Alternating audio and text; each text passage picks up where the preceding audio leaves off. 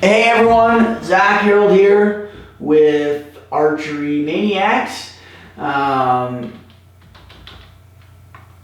today we are going to discuss the Axion Cloud stabilizer.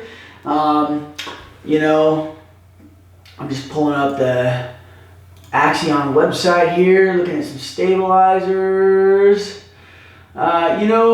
The Axion Cloud, I think, has been a pretty decent stabilizer. This is the Cloud 7. It is very tough. And surprisingly, as loose as these things look, I have never had one fall out. So these are the harmonic light stabilizers, and I would assume dampeners. But anyways, I've never had one fall out, which really surprises me. The more I learn about stabilizers, the more I wonder why this isn't, a solid 5 inches longer. It's only 7 inches long,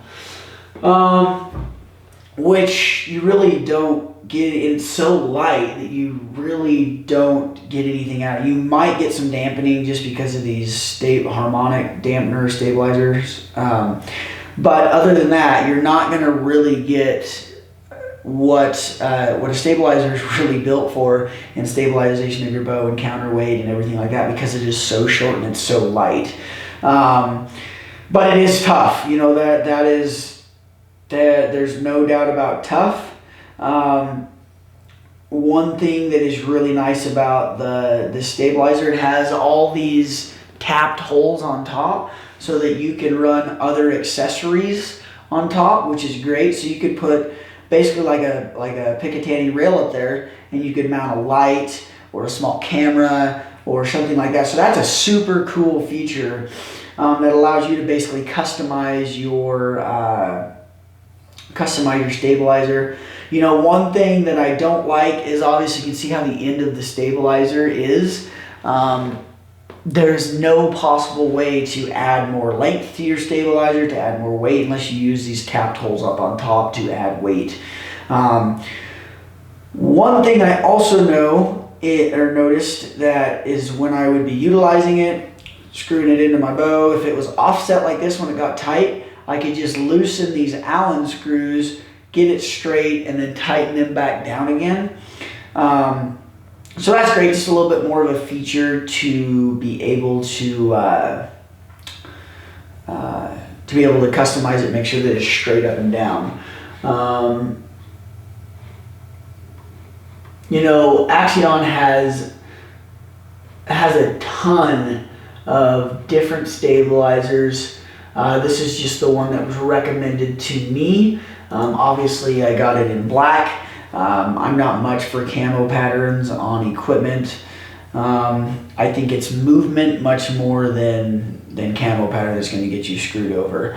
So, but yeah, like I say, it is tough because I have fallen down rock slides, rolled down mountains, and all kinds of stuff. And this thing, I never bent the thread on the end. I never lost any of the harmonic light stabilizers or dampener thingies. That's what they say, stabilizers, but it seems like more of a dampener to me. But anyways, you might be able to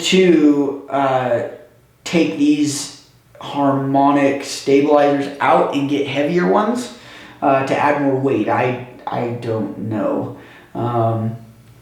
So that is the Axion Archery.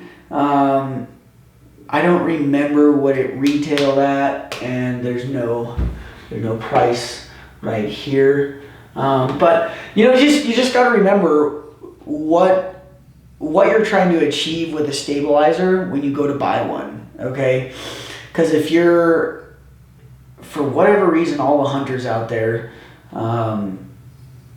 they want a stabilizer, which is great, but they want like 4 and 6 inch stabilizers, And at that point, you're literally putting on a stabilizer just because you see everybody else having a stabilizer and you know your bow is supposed to have a stabilizer. So when you're going that short, you're not doing yourself any good, okay? And literally, so you're like, yep, I got a stabilizer and I have a bolt hole now to hold my bow sling on. That's all the good that a really short stabilizer like that and like this is doing you, okay? So, talk to your local pro shop, understand the importance and the benefits of an actual length stabilizer. So 10, 12, 14, 16 inches on your hunting bow. I shoot a 16-inch stabilizer from my front bar, and I shoot a 10 or a 12-inch stabilizer out my back bar. Brian Barney shoots a 12-inch front and a 12-inch back. Zach Griffith shoots, I'm not sure what length he shoots, but he shoots a front bar and a back bar. So there's a lot of very successful hunters that are starting to understand and realize the importance of stabilization and which way they should be going. And I promise you it is not in a 6 and an 8-inch stabilizer. I promise you. So anyways, would I recommend the Axion Cloud, this exact stabilizer, to a friend? No, I would not, because now that I understand more so what a stabilizer should be doing, this is not that beneficial. Do you get what you pay for?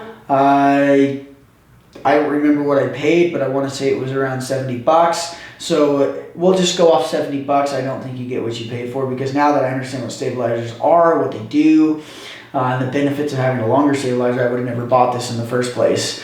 Would you recommend it to a friend? No, I wouldn't. All my friends, the majority of the people that are really good friends are Western hunters, and even tree stand guys. You guys should all be shooting at least a 10-inch stabilizer. I promise you, if you shoot a 10 or a 12-inch stabilizer, you will recognize differences in your bow. You will shoot different than you will with a 4 or a 6-inch stabilizer. So yeah, that is the Axion Cloud stabilizer. Yeah. Thank you guys for tuning in, and be sure to check out next week's gear review, where we cover, we're going to cover the Vortex Razor HD Angled Spotter. So stay tuned, and thanks for checking out the show.